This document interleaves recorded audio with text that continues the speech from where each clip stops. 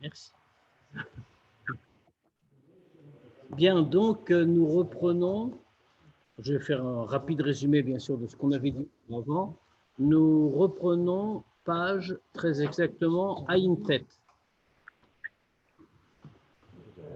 Et c'est dans la page Aïn Tet, nous en sommes.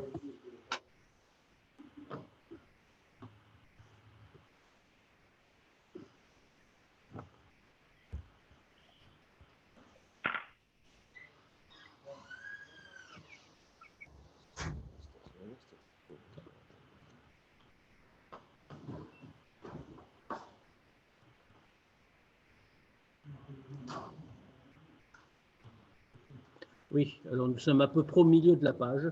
Nous allons reprendre à Veine. En vérité, nous n'étions pas tout à fait là, mais on reprendra là, ce sera plus simple. Veine kmo shemidazo uprinat o shvarosh la kadosh bohu levado. C'est à peu près le milieu de la page. Alors, de quoi avions-nous parlé jusqu'à présent? Alors, en vérité, nous sommes en plein milieu de. Enfin, c'est arrêté au milieu d'un chapitre, donc c'est un peu normal. On avait commencé à réfléchir sur l'enseignement du Baal Shem Tov. Vous avez dit que Léolam Hashem par Hanitza Bachamim. N'oublions pas que la question de début, la question de départ, c'est l'idée de l'unité de Dieu. Comme son nom l'indique, c'est Shara Yichud Ve'emuna. Donc, on va expliquer ce que signifie profondément la notion d'unité de Dieu. On avait commencé à expliquer en montrant que, d'abord, en s'appuyant sur cet enseignement du Baal Shem Tov, Léolam Hashem va'acha nitzav b'shamayim, toujours Dieu, ta parole se dresse dans les cieux. C'est-à-dire que, comme le Baal Shem Tov l'explique, ça signifie que les mots de la création sont toujours là pour faire vivre chaque élément du monde, chaque créature. Alors, on avait commencé à le dire, bien sûr, et on avait expliqué longuement ce que ça signifie. Ça signifie qu'en réalité, essentiellement, par le point central, on avait dit beaucoup d'autres choses, bien sûr, mais le point central, qu'est-ce que c'est? C'est que Dieu recrée constamment parce que notre création est yesh me'ayin. Notre création est une création à partir du néant. Puisque c'est une... Qu'est-ce que tu veux prendre, Tania?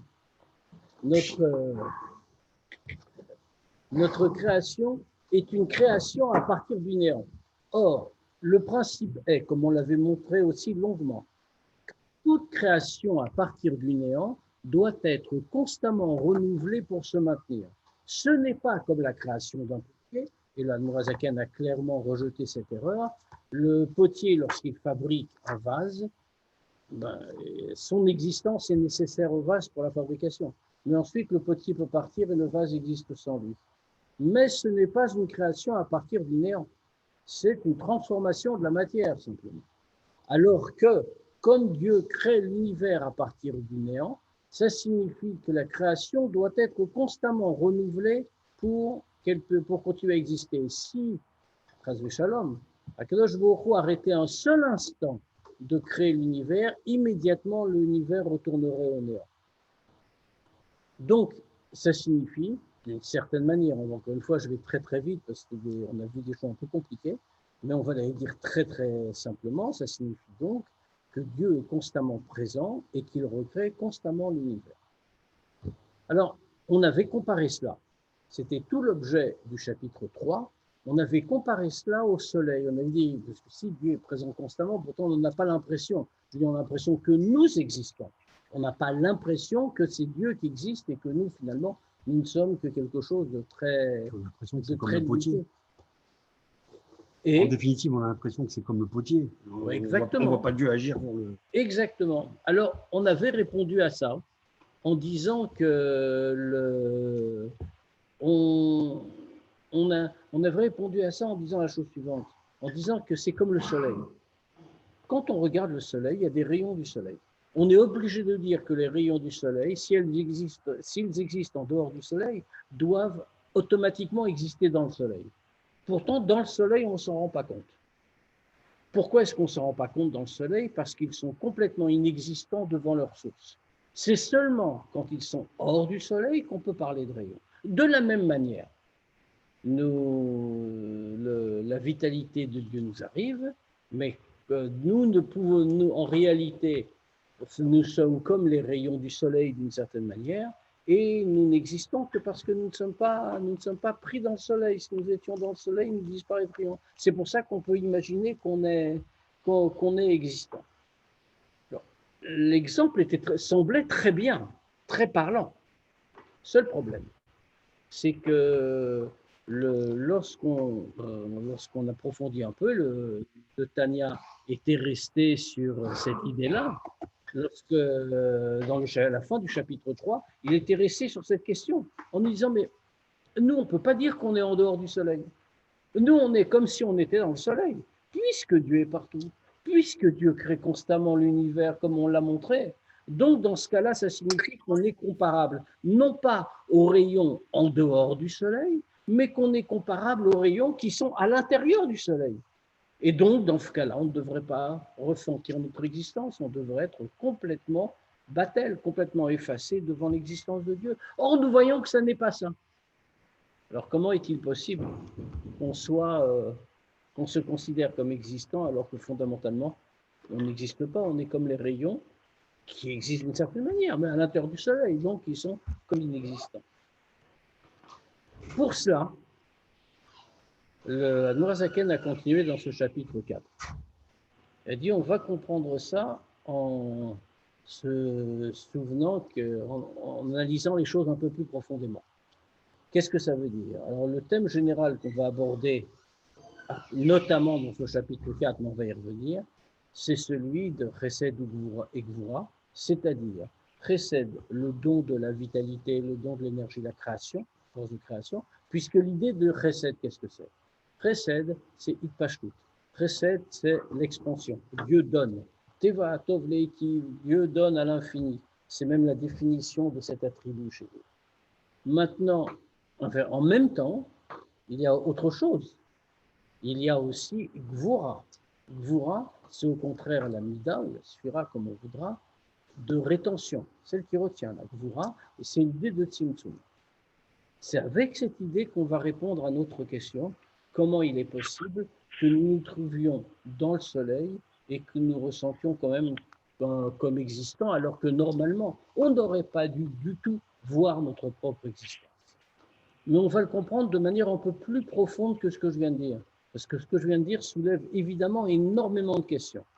Donc, dans un premier temps, on va laisser bien sûr le Tania le dire, dans un premier temps, dans toute la première partie du chapitre que nous avons fait la semaine dernière, le Admour Hazaken a expliqué l'attribut de Chesed. Il a montré que l'attribut de Chesed en question est un attribut infini, qui s'étend à l'infini, les blikvul. C'est même la nature du Chesed de toujours s'étendre. Et c'est d'ailleurs cet attribut-là, l'attribut de Chesed, est appelé dans les louanges que nous faisons de Dieu, a-t-il rappelé, c'est appelé Gdoula. C'est la Gdoula, la grandeur de Dieu, et attention, la grandeur, une grandeur vraiment infinie. Pourquoi? Parce que c'est la grandeur de Dieu, comme il a dit ici, Birvodo Beatzmo, en lui-même. Pourquoi? Parce que de quoi parle-t-on? On parle de la création, Yesh Maïm, on parle de la création à partir du néant. Or, une création à partir du néant, c'est quelque chose qui naît dans la capacité que de Dieu, et Dieu lui-même. Pas un degré plus bas, si on peut dire, ça existe, ça veut dire quelque chose, mais Dieu dans son essence, puisque cette création à partir du néant est quelque chose de totalement impensable par l'homme. Non seulement ce n'est pas dans sa capacité de le faire, l'homme peut toujours transformer, il peut toujours développer quelque chose. Il ne peut pas créer à partir du néant. Mais non seulement ça, il ne peut même pas penser cette création à partir du néant. On peut dire les mots, on sait ce que c'est, mais on ne peut même pas comprendre profondément ce que c'est, parce que c'est là, justement, c'est lié à Gdoulatosh, la Kadosh Baruch Hu, c'est lié à la grandeur de Dieu, et comme nous le disent nos Chachamim, l'Igdoulato a une cheker. il n'y a pas de capacité, on ne peut pas comprendre, on ne peut pas arriver au bout de ce qu'est la grandeur de Dieu. Et c'est pour ça qu'on remarque que Dieu a créé des mondes à l'infini, puisque comme le Chachamim nous l'indique, Teva Tov Leitiv, puisque le Dieu est le bien absolu et que la nature du bien, c'est de faire du bien, il n'y a pas de limite au bien qu'il fait, et donc c'est vraiment à l'infini. Donc on va reprendre là.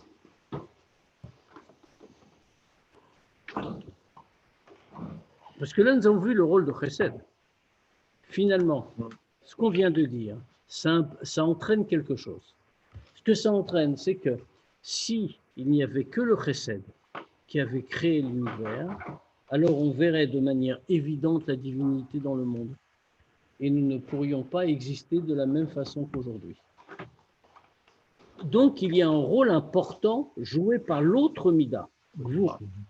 Il ne pouvait pas exister du tout. Exactement. D'une autre manière, je ne sais pas si ça s'appelle exister ou pas exister. Enfin, à nos yeux d'aujourd'hui, ça veut dire pas exister, ça c'est clair. C'est comme ça au Jardin d'Éden. Dans le Gan Eden, il y avait quand même une existence indépendante, une autonomie. Puisqu'on voit que Adam est capable de même faire le contraire de la volonté de Dieu. Donc il y a déjà l'idée de Gvura, c'est déjà une idée nécessaire dès la création. Et par définition, l'idée même de création suppose une séparation, au moins apparente. Il n'y a pas de séparation réelle, mais une séparation apparente avec le Créateur. Sinon, ce n'est pas une création. Sinon, on est une partie du Créateur. On n'est pas une partie de la création. Donc, il y a une nécessité de Gvura. Mais dans quel sens? Parce qu'on va je le rappelle, parce qu'on va y revenir à la fin de ce chapitre. Le Tanya citait le pasuk dans Teilim qui shemesh umagen avaye Elokim, que le soleil et son écran, qui enferme le soleil, qui protège la lumière du soleil, ça correspond à, respectivement, avaye et Elokim. Le soleil, la source de la lumière. Alors, il faut le traduire en spirituel, évidemment. La source de la lumière qui crée le monde, c'est le Shem Havaye, le nom de Havaye. C'est ce qu'on sait d'ailleurs, il va le redire clairement un peu plus loin, que ce sont par les lettres du Shem Havaye que le monde est créé. Et Elohim, c'est au contraire l'écran, la boîte qui protège, le magen, qui empêche la lumière d'arriver jusqu'ici. Donc on voit que ce sont deux noms de Dieu en réalité, avec des fonctions différentes, mais deux noms de Dieu. Et donc on va comprendre comment ça fonctionne ensemble. Une fois qu'on a parlé de Chesed, qui est l'origine de toute chose, de Havaye, donc si on peut dire, on va maintenant parler de la tribu de Gvura. Alors, Veine, Kmo Shemidazu, I Shvachosh la Kadosh Bohu Levado. Alors, de la même manière que la tribu dont on a parlé maintenant, c'est-à-dire la tribu de Chesed, c'est à l'infini, comme on vient de dire longuement. Ça, c'est Shvachosh la Kadosh Bohu Levado. C'est la louange de Dieu seul. Seul lui peut être qualifié de cela. Pourquoi? Dans ce Chesed-là, qui est le Chesed qui est appelé Gdoulato chez la Kadosh Baruch Hu, qui est le Chesed qui est appelé par le nom de grandeur de Dieu. Qu'est-ce que ça signifie? Shein ber yecholet shum nivra, livra yeshmaim, ou la chioto. Puisque fait Shvachosh la Kadosh Baruch Hu levado, seul Dieu peut être doté de cette Gdoula. Seul Dieu peut être doté de cette grandeur-là, c'est-à-dire que parce qu'aucune créature ne peut créer à partir du néant et le faire vivre. Et par ailleurs, ce n'est pas seulement que personne ne peut le faire, comme on l'a dit tout à l'heure. Vegam midazu, il est ma'alam askalat kolabroim vasagatam. Et cette mida-là, cette capacité, cette grandeur, dans ce sens-là, le chesed dans cette catégorie de grandeur, jusqu'à la capacité de créer à partir du néant. Non seulement il n'est pas possible de le faire qu'une créature le fasse, elle ne peut pas le faire, ce n'est pas dans ses capacités, mais c'est même au-delà de la compréhension de toutes les créatures. She'en koar besechel shum nivra la'askiv la'asig midazu v'yecholta livra yeshmaim ou la'achioto.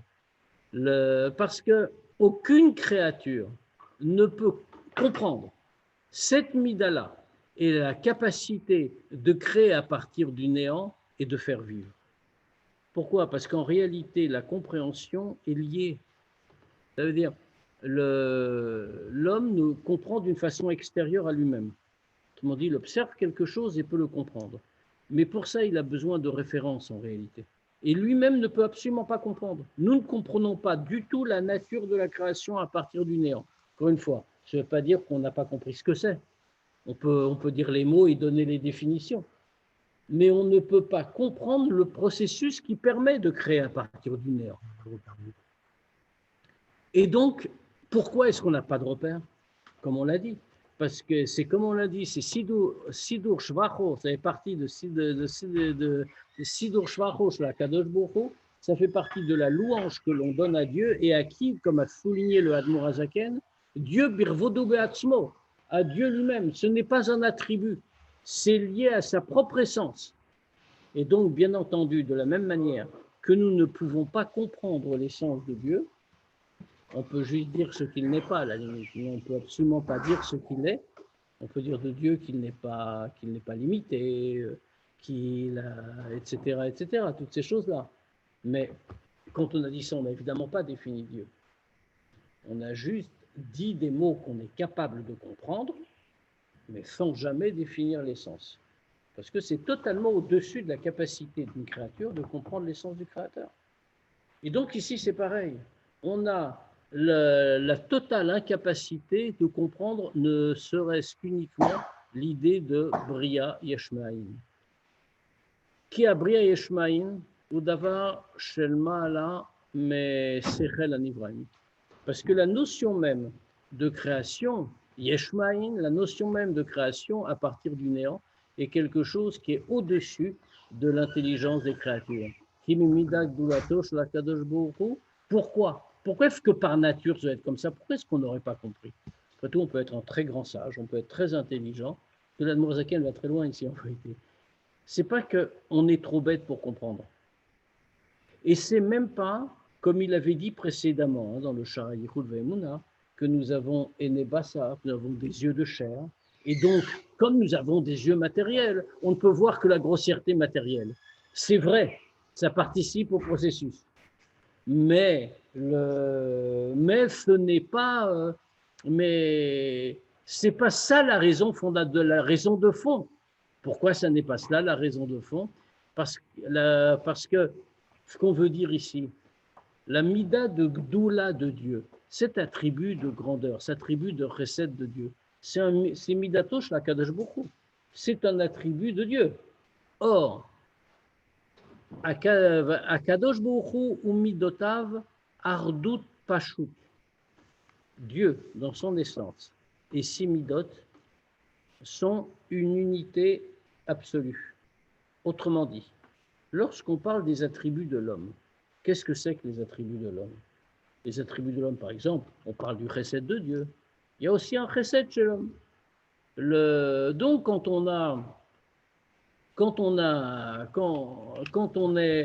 on dit qu'il y a un chesed chez l'homme, ça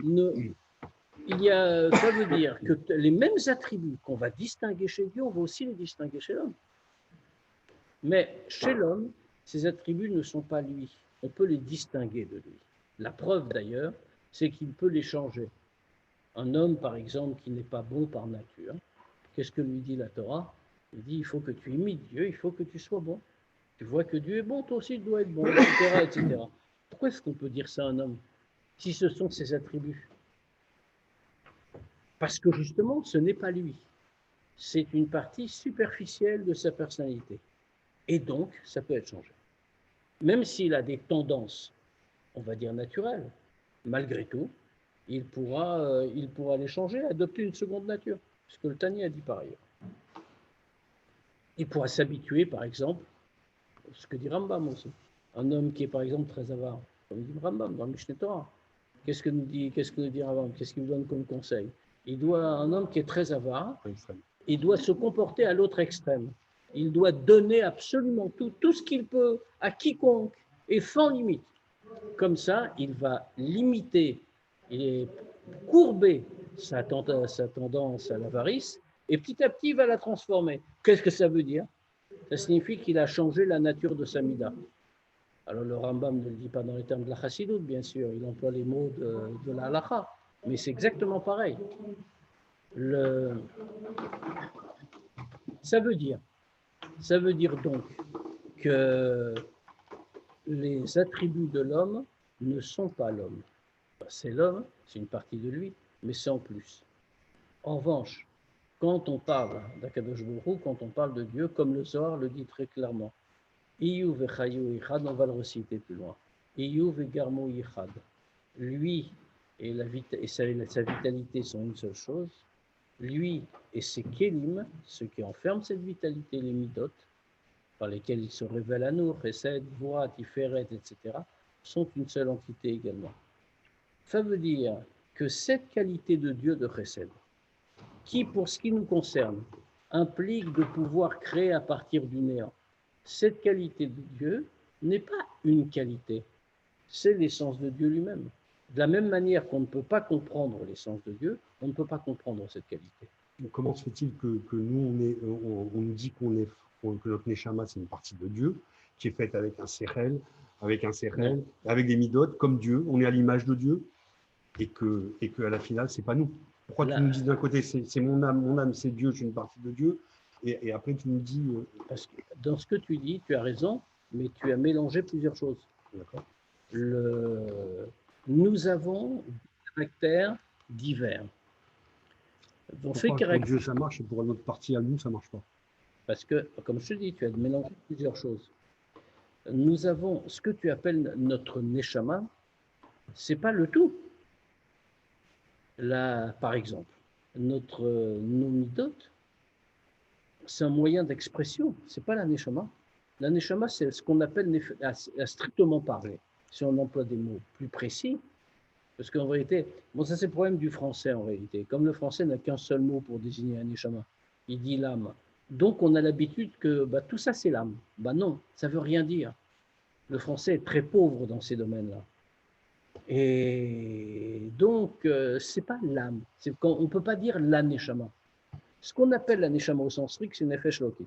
C'est ça qui est une partie de Dieu. Dieu a mis en nous une partie de lui-même, comme l'a dit le Tanya dès le premier chapitre. Maintenant, c'est tout. Le reste, nous avons un sechel, qui est une des qualités qui est reliée à l'aneshama, comme on va dire, pas la partie spirituelle de l'homme. Tu as la pensée, la parole, par exemple, qui sont également de ces qualités-là, qui sont que le Tanya, d'ailleurs, les a appelés volontairement dans le Tamarim, les levushim, les vêtements, pour dire ça n'est pas elle. Il s'habille dedans comme les vêtements d'un homme, c'est pas le corps de l'homme, c'est à sa taille, mais ce n'est pas son corps. Mais il a besoin de ses vêtements pour avoir un contact avec les autres, etc., pour être dans le monde. De la même manière, pour s'exprimer, on a besoin de la pensée, de la parole. Mais ce n'est pas la neshama, c'est à l'intérieur. Et c'est vrai pour tout. Les midot, c'est aussi la même chose. Et la preuve, on peut les changer, comme on a dit, même si on a des tendances, etc., etc. En revanche, ces distinctions-là, on ne peut pas les faire pour Dieu, parce que Dieu est le tout. Il est, non seulement il est le tout, mais plus que ça encore, il est Ardut Pshuta, comme on a dit ici. Il est une unité absolue. C'est même une de ses définitions de base. C'est ce qui fait dire à Rambam, comme on le cite tout le temps, ou à Mada, ou à Yadoua, ou à Yodéa, il est la connaissance, il est l'objet de la connaissance, il est le savant. Pourquoi est-ce que Rambam nous introduit une idée si compliquée? Il nous dit la même chose. C'est une seule unité. Si tu dis que Dieu a, par exemple, tu nous dis que Dieu a un attribut de chesed qui est différent de lui, comme nous, ça veut dire qu'il n'est pas un, il est plusieurs. Ça retire, à part que ça retire la base du judaïsme, c'est pas très grave, à la limite, mais ça veut dire on est en train de dire que Dieu est plusieurs, il est pluriel. Il y a dedans chez lui, il y a chesed, et puis à ça, et puis à ça. Non. Il y a des attributs, mais qui sont en tout avec lui. Il n'y a qu'un. Au plus haut degré de la divinité, on va le dire plus loin. On va parler un petit peu plus loin de Atik Yomin. Alors, je vais traduire tout de suite. Le chapitre va terminer sur cette notion-là. Mais dans ce degré de Atik Yomin, on va nous expliquer que toutes les sphirotes sont unies. et qu'en réalité, tu as Chesed, tu as Gvura, etc., tout ensemble. Alors, quand on dit à la lumière de ta question et de ce qu'on est en train de dire ici, c'est incompréhensible. On est en train de dire qu'il y a une chose et son contraire. Il y a Chesed et Gvura, c'est uni, c'est la même chose. Mais non, ce n'est pas la même chose. Leur fonction est inverse. Comment on peut dire que c'est la même chose? Mais parce qu'au degré le plus élevé, en l'occurrence la Tikkumin, on va faire arrêter un peu plus loin, eh bien, tout est un, parce que Dieu est un, et qu'il n'y a pas de distinction à l'intérieur de, si on peut dire, à l'intérieur de Dieu. Donc, en tout cas ici, et d'ailleurs l'Admour Hazaken va constamment insister là-dessus, on va le voir, c'est très, très intéressant de regarder comment ça apparaît dans le Tanya, parce que là, quand on va passer, là c'était l'introduction, une nouvelle partie, on va pouvoir parler de Chesed. L'Admour Hazaken ne va pas arrêter de dire exactement de la même manière, tout ce qu'on a dit c'est pour voir. Pourquoi il tient absolument à nous dire tout ce qu'on a dit sur Chesed, c'est aussi vrai pour voir. Pourquoi est-ce qu'il le dit? Et parce que justement, il ne veut pas qu'on se fasse cette idée-là, qu'il y a deux choses opposées. Et donc, avec nos petits esprits humains, nous, on a tendance à penser, il y a Chad Shalom, deux forces antagonistes. Comment tu peux les mettre ensemble? C'est pas pareil. Non, pas du tout. C'est pareil. Parce que c'est Ardout Pashut. Ardout Pashut. Donc, Akadosh Baruch Hu Milotav, Ardout Pashut, comme on vient de le dire, c'est une unité absolue. Kedeita Bezor Akadosh. Le Ardout Pashut, ça veut dire simplement, enfin, je traduis par absolu parce que c'est plus facile.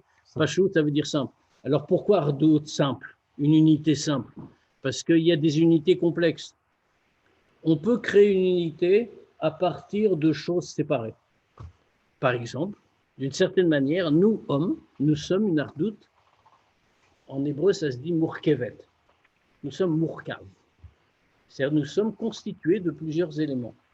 Donc ça, et tout ça, ça constitue une entité unique. Alors, on ne peut pas dire que nous sommes divisés. Si on l'était, on aurait des problèmes psychologiques. Mais, nous ne sommes pas divisés, nous ne sommes pas fragmentés. On est une unité, mais c'est une unité composée de différents éléments. Maintenant, la Ardout Pashut, c'est qu'il n'y a pas plusieurs éléments. C'est une unité parfaite. Même quand les éléments semblent un peu contradictoires, comme on va le voir. Comme le dit le Zohar, que lui et ses kélim, c'est-à-dire quoi ces kélim? Qu'est-ce que c'est que les kélim dont on parle ici? Les kélim dont on parle ici, ce sont justement les midot. Pourquoi? Qu'est-ce que c'est qu'un kéli? Un kéli, c'est ce qui permet de contenir le or, la lumière, et ce qui ajoute quelque chose, qui donne une coloration spéciale au or. Alors, on avait cité la fois dernière, je crois, cet exemple que nous donne le Pardes. Le Sefer à Pardes qui nous dit qui fitait beaucoup dans Sidout, qui nous dit que c'est comme quelqu'un qui a versé un liquide dans des kélim de différentes couleurs. Il a versé de l'eau dans une bouteille verte, une bouteille jaune, une bouteille bleue ou une bouteille rouge. Quand on regarde la bouteille, qu'est-ce qu'on voit? On voit un liquide bleu, rouge, vert. En réalité, c'est toujours le même liquide. Et celui qui l'a versé, c'est exactement le même. Maintenant, qu'est-ce que ça veut dire? Ça veut dire que on pourrait qu'est-ce que représentent ces kélim? Ces kélim, c'est les sphirotes. Tous habités par la même chose. Parce que qu'on parle de chesed ou de gvura ou de quoi que ce soit, qu'est-ce qu'on aura? On aura la lumière de Dieu qui vient dans le monde au travers de telle ou telle chose. Mais à chaque fois, avec une coloration, comme on a dit, différente. On aura une lumière de chesed, une lumière de gvura, etc. Mais c'est toujours la même lumière de Dieu. Hein?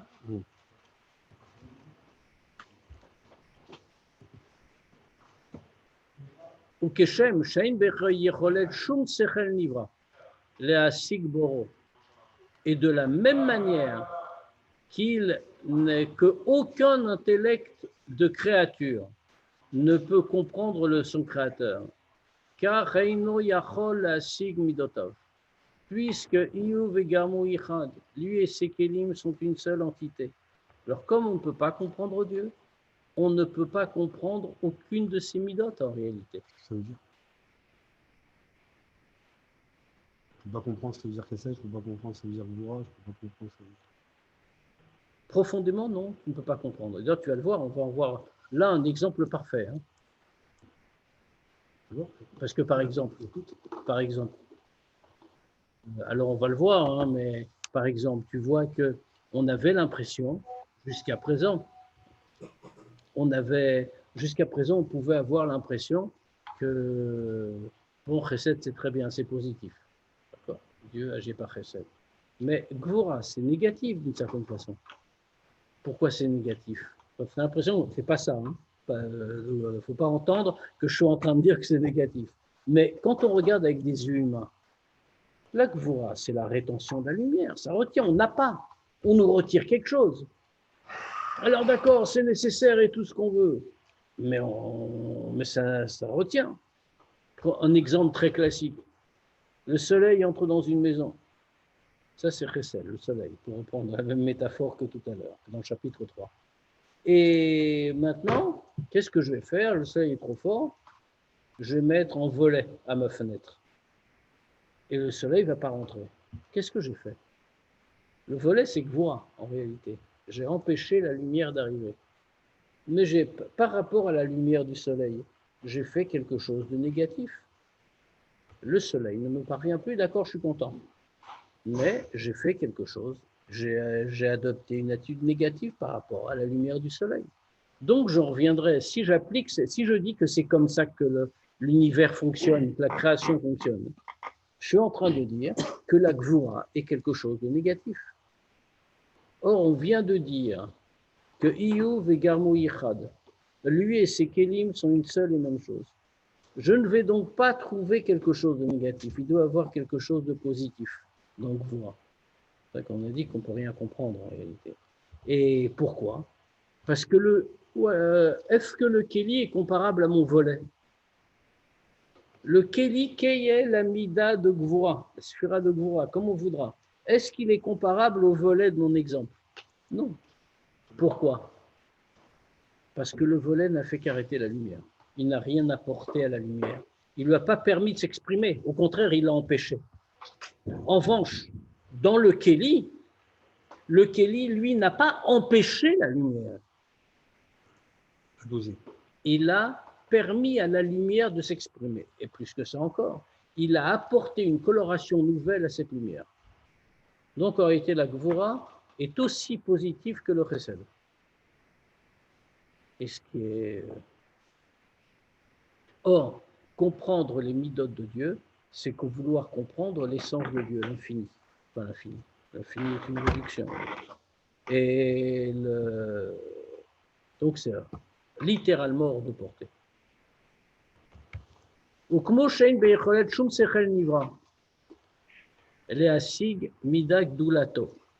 Et de la même manière qu'aucun intellect créé ne peut comprendre l'attribut de Gdoula, de grandeur, de Chesed, de Dieu,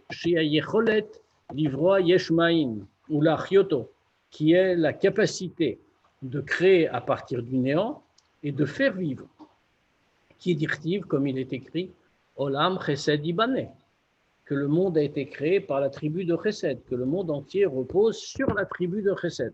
Donc on voit bien que ce n'est pas Chesed que le monde est créé. On a dit ça c'est totalement impossible. Pourquoi? Parce que c'est Dieu, parce que, etc., comme on l'a dit auparavant. Et vous voyez comme le Admour Azakan insiste.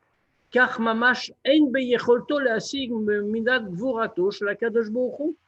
Il est exactement au même degré et pour les mêmes raisons impossible à l'intellect humain, à l'intellect créé, de comprendre l'attribut de Gvura de Dieu. Chez Midat Tzimtzum, qui est l'attribut de Tzimtzum, de contraction, Umniat Ipashtut Achayut Migdulato, et qui permet d'empêcher l'extension infinie de la vitalité de sa grandeur, Milered ou li galot à nivraim, l'achiotam ou le kaimam begiloui. De l'empêcher de descendre et de se révéler aux créatures pour les faire exister, begiloui de façon révélée. Je finis juste cette phrase et on va s'arrêter un instant. Ki im be ester panim, uniquement de manière cachée. Qu'est-ce que ça veut dire? C'est-à-dire que l'Admour Hazaken met ici en parallèle le Chesed et la Gvura. Et il dit c'est pareil. Tous les deux, c'est Ardut Pashut. C'est l'unité parfaite de Dieu. Et de la même manière qu'on ne peut pas, comprendre l'essence de Dieu, on ne peut pas comprendre ses midot, puisque c'est une seule entité. Et de la même manière que ça s'applique à Chesed, qui est une Pashut, une extension à l'infini, comme c'est la nature du Chesed, c'est vrai également et au même degré et de la même façon pour Gvura qui est l'attribut inverse. Qu'est-ce que ça signifie? Là, on peut le comprendre très facilement, enfin très facilement. On peut le comprendre très logiquement plutôt que facilement. Qu'est-ce que fait Gvura? Gvura ne nous dit pas, et ça c'est la grande différence avec le volet dont je parlais tout à l'heure pour bloquer le soleil. Le Tanya ne nous dit pas que la Gvura empêche la lumière de Chesed d'arriver, parce qu'on ne la supporterait pas, donc on filtre, etc. Sans Gvura, la lumière serait arrivée, les Idgalot, se serait révélé, serait arrivé Begilouï aux créatures. Il dit même le mot Begilouï. Mais comment elle arrive? Par l'intermédiaire de Gvura, par l'intermédiaire des Tzimtzumim, etc. Be'ester panim, de façon cachée. Ça veut dire que ce n'est pas que nous n'avons pas la lumière du Chesed pour créer le monde, mais on l'a dit, il est impossible que nous ne l'ayons pas, puisque c'est une création Yesh Me'ayin. Et s'il y a création Yesh Me'ayin, il y a obligatoirement, constamment la lumière de Dieu qui arrive. Sinon, l'univers disparaît. Alors, qu'est-ce qu'on est en train de nous dire qu'il y a un Tzimtzum et qu'on ne l'a pas? On est obligé de l'avoir. Si on ne l'a pas, pour quelque raison que ce soit, y compris la plus valable du monde, la tribu de Gvura, etc., etc., le monde n'existe pas. Donc, on doit l'avoir en entier, cette lumière. Alors, quelle est la différence? La différence est qu'elle pourra apparaître, elle pourra arriver Begilouï, cette lumière, sans Gvura. Et Gvura permet d'avoir une lumière, mais qui soit Be'ester Panim. C'est-à-dire, exactement, on l'a cette lumière après l'intervention de Gvura, on l'appelle Or Moustar, lumière cachée. Autrement dit, nous avons maintenant une lumière cachée, mais la lumière est là. Ce n'est pas, et là on commence déjà à voir pourquoi le Admour Hazaken nous fait tout son long développement. Parce qu'on était très inquiets, on se demandait si on existait encore. Puisque la lumière de Dieu est là, et qu'elle nous crée constamment, et que si elle ne nous crée pas constamment, on ne peut pas exister, ça signifie que nous, on ne peut pas vivre. On est les rayons du soleil dans le soleil. Or, nous vivons. Donc, on se demandait ce qu'il y avait. Maintenant, on comprend. C'est que le or, ce n'est pas que la Gvura intervient et empêche le or de nous arriver. C'est que quand la Gvura intervient, elle fait en sorte que le or ne soit pas un or Begilouï, mais soit un or Moustar, une lumière cachée. Ce qui est tout à fait différent. Et comment c'est possible? Parce qu'on est aux prises, si on regarde bêtement, quelque chose qui est incompréhensible, mais parce que nous sommes grossiers et nos yeux matériels ne peuvent même pas voir, mais non seulement ça, mais notre cerveau matériel ne peut pas comprendre, aussi fin soit-il. C'est toujours un cerveau matériel, le cerveau d'une créature. Comment c'est possible? On met en présence deux forces opposées. On est en train de dire, mais tout va très bien. La lumière arrive et elle est cachée. Maintenant, on comprend. Parce que c'est Ardut Pashut. Parce que Dieu est une unité simple, non composée. Et donc les deux peuvent coexister parce que les deux sont des éléments qui sont des éléments, si on peut dire, même ce que je suis en train de dire est faux, mais c'est le français qui est comme ça, sont des éléments d'Akadosh Baruch. Ça veut dire, quel est le Shachayut Mistater Begouf Anivra? Parce que comme cela, qu'est-ce que ça entraîne? Que la vitalité que Dieu donne l'attribut de Tsechel, de Chesed, Mistater Begouf Anivra, se cache dans le corps de la créature. Okeilo Gouf Anivra, Idavar Bifneatson, et comme si le corps de la créature était quelque chose en soi, avait une existence à soi. Ve'eino itpashtut hachayut va'ruchniut ki itpashtut haziv ve'or me'hashemesh, elahu davar bifnei atzmo.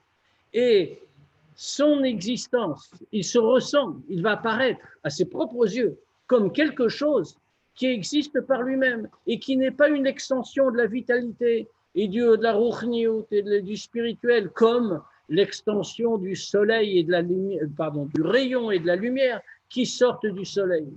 Et là où d'avoir bifnatzmo, mais il se prend pour, il croit qu'il est d'avoir bifnatzmo, une chose autonome, une chose en soi.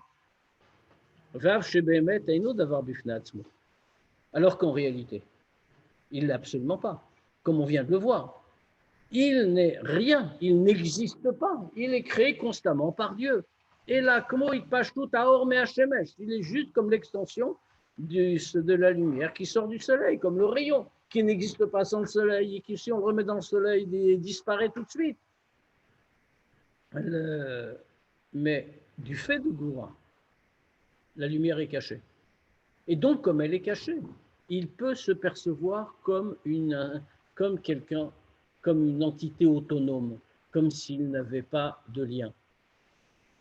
On peut reprendre l'exemple qu'on donnait tout à l'heure du Pardès, sur les flacons avec les différentes couleurs, avec de l'eau à l'intérieur. Ça change quoi quand ou plutôt, je pose mal la question, pour qui ça change quelque chose, les flacons de différentes couleurs? Pour celui qui regarde, pour celui qui est à l'extérieur. Quand on est à l'intérieur du flacon, c'est partout pareil, c'est la même eau. C'est exactement pareil ici. Nous pouvons croire que nous existons parce qu'on regarde de l'extérieur. Ça, c'est la partie œil grossier, œil matériel qui ne peut pas voir le profond des choses. Alors, nous sommes d'avar bifnei atzmo. Nous croyons que la chose est simple, que nous sommes des entités autonomes, mais parce que nous regardons le flacon de l'extérieur. Et donc, on a l'impression qu'il y a un attribut de Dieu. C'est passé par Gvura, mais en réalité, c'est seulement pour celui qui regarde. C'est pas pour celui qui le vit de l'intérieur. Mais c'est à ça que ça sert. Et donc, Gvurotav shel Kadosh Baruch Hu. Et ça, ce sont les Gvurot de Dieu. Asher Kol Yachol, qui est tout puissant. Les Tzamtzem Achayut Varuchniut. Anishpa Meroar Piv. De contracter la vitalité et le spirituel, le Ruchniut, qui vient de Roar Piv, du souffle de sa bouche, ou les Astiro et le cacher, sans le retirer, le cacher. Or Moustar, comme on l'a dit, une lumière cachée, Shelo Yivatel Gufanivra Bemetziut, pour que le corps de la créature ne soit pas totalement annulé. Vezein Besechel Shum Nivra Lasig Mauta Atzmut Ve Esther. Et ça, c'est quelque chose qui est complètement impossible à comprendre. On peut le dire, bien sûr. On peut l'expliquer. On peut comprendre comment ça marche. Fondamentalement, dans le fond du sujet, on ne peut absolument pas le comprendre.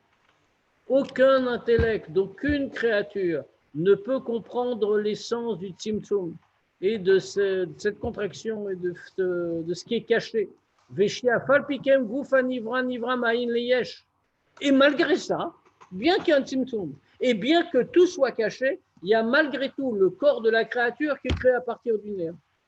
Autrement dit, on a affaire ici à une contradiction majeure aux yeux de l'homme. Qu'est-ce que c'est que la contradiction majeure? C'est qu'on a toute la lumière, mais que cette lumière n'est pas visible pour nous. Autrement dit, nous pouvons être créés à partir de la lumière de Chesed, qui vient, comme on l'a dit, de Dieu, Birvodo Be'atzmo. Cette lumière-là, sans laquelle l'univers matériel ne peut pas être créé à partir du néant. L'univers matériel, ce n'est pas l'univers en général, c'est chaque élément matériel du monde, y compris nous-mêmes. Nous ne pouvons pas exister sans cette création, Yesh Me'ayin. Mais en même temps, le regarder comme une existence autonome, du fait de Gvura qui intervient. Or, ça nous semble totalement contradictoire. Comme on dit, on accepterait intellectuellement, en tant qu'être humain, intelligent, etc., etc. On est prêt à comprendre et à accepter qu'il y a une lumière trop forte et qu'on va empêcher que la lumière vienne parce qu'on ne la supporterait pas. C'est d'ailleurs comme ça en général, dans les shiurim, c'est comme ça qu'on présente tout le sujet. On n'aurait pas pu le supporter, on n'aurait pas existé. Alors dans ce cas-là, Dieu a caché sa lumière. Et quand on dit ça, mais on demande jamais, mais qu'est-ce qu'on est en train de dire? Mais si Dieu a caché sa lumière, elle ne nous parvient pas. Mais alors comment on fait la question du Sharaïroud ici? Mais comment on fait pour vivre? On ne peut pas vivre, puisqu'on a besoin de cette lumière pour vivre. Ah oui, mais si on la recevoir, on a un petit problème. On va être créé, mais on ne pourra pas exister. Parce qu'on va être complètement annulé dans cette lumière comme le rayon dans le soleil. Et là, la réponse est déjà là. C'est que la lumière est là, mais c'est hors moustar, c'est une lumière cachée. La fonction du tzimtzum n'est pas d'empêcher la lumière d'arriver comme on volait devant ma fenêtre parce que le soleil est trop fort. Elle est de permettre à la lumière d'entrer, mais qu'elle ne soit pas révélée. Elle en fait un hors moustar, en une lumière cachée. Mais nous avons cette lumière en nous. Pourquoi on appelle encore lumière? Parce qu'elle est en nous, elle est réelle. Mais si lumière est un mot. La lumière, c'est un mot employé pour désigner la chayout que Dieu donne. C'est une lumière qui n'a rien d'une lumière en réalité. La lumière, c'est un phénomène matériel, hein. C'est juste un mot pratique. Une énergie. Il y a toujours. Même le mot énergie, c'est le même problème. Le problème des mots, c'est que ce sont des mots. C'est-à-dire qu'ils décrivent des réalités humaines et matérielles. Il faut arrêter de parler avec des mots, ça ira beaucoup mieux. On donne toujours généralement l'exemple du maître qui a une connaissance pas infinie, mais une très grande connaissance qui va donner cette connaissance à un enfant qui ne pourra pas recevoir toute cette connaissance d'un coup. Donc le maître va limiter, et le fait de limiter cette connaissance pour pouvoir lui donner, c'est un bienfait, c'est-à-dire qu'en vérité, oui, tu as raison. C'est comparable au Tzimtzum. Dans l'idée de ça, c'est un exemple qui sert uniquement à expliquer la nature du Tzimtzum, mais qui ne sert pas à expliquer son sens. Parce que le maître, quand il donne à l'élève, c'est pas Bria Yeshmaïm, ce n'est pas une création à partir du néant. Il transmet quelque chose. On veut nous faire comprendre que rien ne manque. Un Tzimtzum, ça veut dire que tout est concentré. Très bien. De ce point de vue-là, ça marche. Mais tu sais, c'est toujours le même principe. Les exemples ne valent que ce qu'ils valent. Autrement dit, ils s'appliquent à un périmètre très précis qu'on a défini au préalable. Et ils ne s'étendent pas hors de ce périmètre. Et il ne faut surtout pas essayer de les étendre, de toute façon, ça ne marche plus. Un exemple n'est jamais une preuve. C'est juste une manière de mieux comprendre. Là, cet exemple-là particulier nous parle de quoi? Cet exemple-là nous dit que on n'a rien perdu. Dieu a concentré tout, comme le maître qui concentre sa pensée. On va qu'on fait un bon maître. Il n'a pas retiré les aspects de sa pensée, il a tout concentré. Mais on n'a pas expliqué la question de Bra Yeshmaïm. Parce que même s'il donne sa pensée à l'élève, eh ben, l'élève, il se débrouille avec, je veux dire, pas de problème. Il a compris, il n'a pas compris, mais ça ne touche pas à conséquence. Nous, si on ne reçoit pas... Il a caché sa pensée aussi, dans le fond. Si on veut. Le maître. C'est une manière de cacher sa pensée. Si l'enfant ne reçoit pas la pensée du maître, il existe toujours. Et même son intelligence existe. Si nous ne recevons pas la lumière de Dieu, alors nous n'existons pas. Ce n'est pas que nous avons le choix. Nous devons la recevoir. Alors, je propose d'aller jusqu'au point, parce qu'en plus, c'est notre dernier shiur avant les vacances. On se revoit maintenant à mon retour, c'est fin août. Pourquoi? Et pourquoi pas? Tu peux donner des Notre ami, tu as raison, je pourrais. Allez, écoutez, si je fais de chouva, je vous le ferai savoir.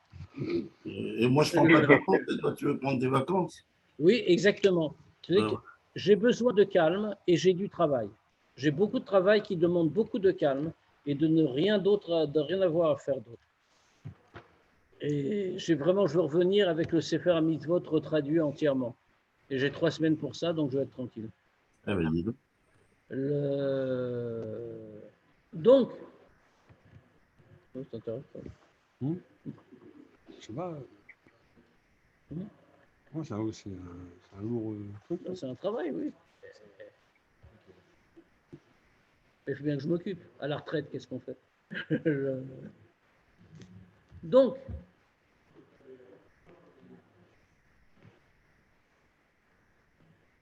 on l'a dit, personne ne peut le comprendre. וזה אין בשכל שום נברא להסיק מהות העצמות והסתר, et מהות הצמצום, pardon, je ne sais plus dire, והסתר, et donc il n'est dans la capacité d'aucune créature de comprendre l'essence du tzimtzum et du voilement. ושיה, אף על פי כן גוף הנברא נברא מאין ליש. Et qu'en même temps, avec le tzimtzum et avec le voilement, le corps de la créature va être créé constamment, Ma'in Leyesh, lorsqu'on a besoin de la présence de la lumière pour ça. Kmo she'ein yecholet besechel shum nivra le'asig ma'ut abriya Ma'in Leyesh. De la même manière que plus généralement, il n'est pas possible à l'intellect créé de comprendre l'essence de la création à partir du néant. Après, alors je vais quand même vous dire ce qui nous attend et qu'on fera quand on reprendra le shiur en fin août. Vous voyez, il y a des crochets qui s'ouvrent. Alors c'est très intéressant ces crochets, parce que comme vous le voyez, ils ne se ferment pas. Normalement, on aurait attendu qu'ils se ferment en fin de chapitre. Ouais. Or, je montre pour ceux qui regardent à l'écran, normalement, on aurait dû avoir des crochets en fin de chapitre. Ces crochets, qu'est-ce que c'est? Le Admour Azaken utilise parfois ça.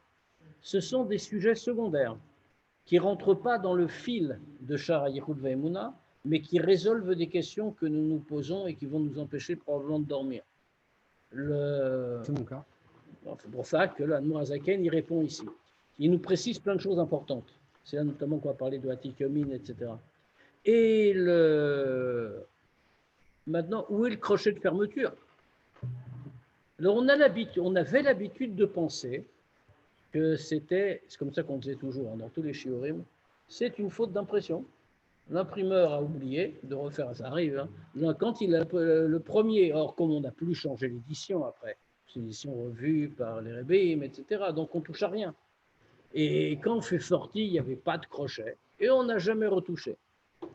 Il y a une sikha du rabbi où le rabbi nous dit que pas du tout, mais qu'en réalité, le crochet de fermeture se trouve à la fin du chapitre suivant. Chapitre 5. Et d'ailleurs, on souligne qu'on comprend très bien comment ça a pu se passer. Parce qu'on se met, attendez, je passe à l'écran sur la fin du chapitre 5. Vous voyez qu'à la fin du chapitre 5, il y a un crochet de fermeture. Sauf que le crochet de fermeture du chapitre 5, il ferme le crochet qui est juste avant. Le crochet qui est juste avant, qui est un crochet de référence. Là, c'est marqué là, fin entre crochets, comme entre parenthèses. Et là d'ailleurs.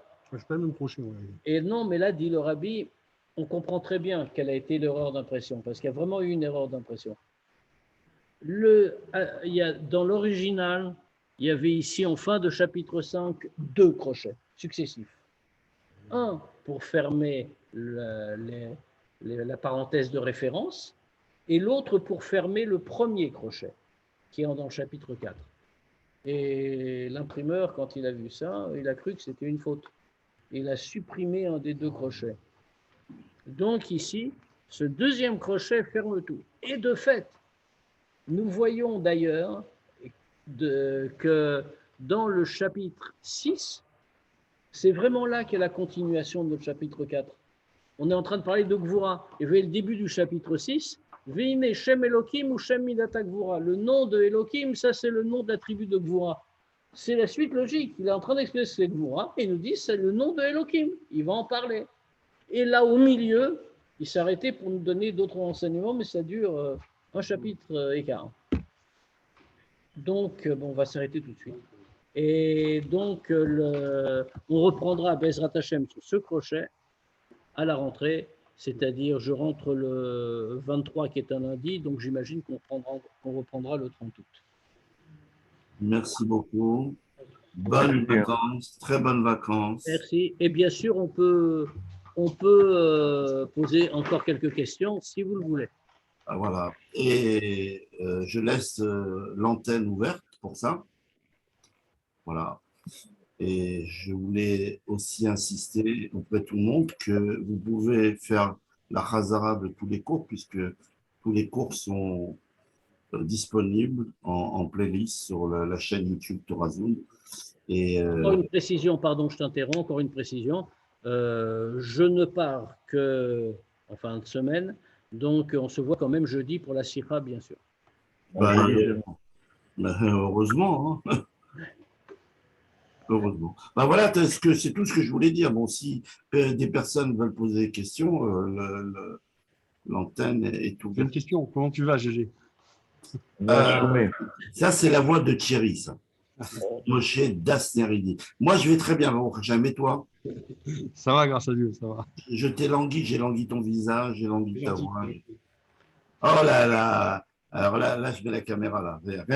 Rien que pour te voir. Ça va, Là, Gégé? je suis en Israël, hein. Je suis plus en France. Bon, eh ben, écoute, qu'on te rejoigne, et comme ça, je continuerai les shurim, parce que décemment, je ne peux plus aller en vacances.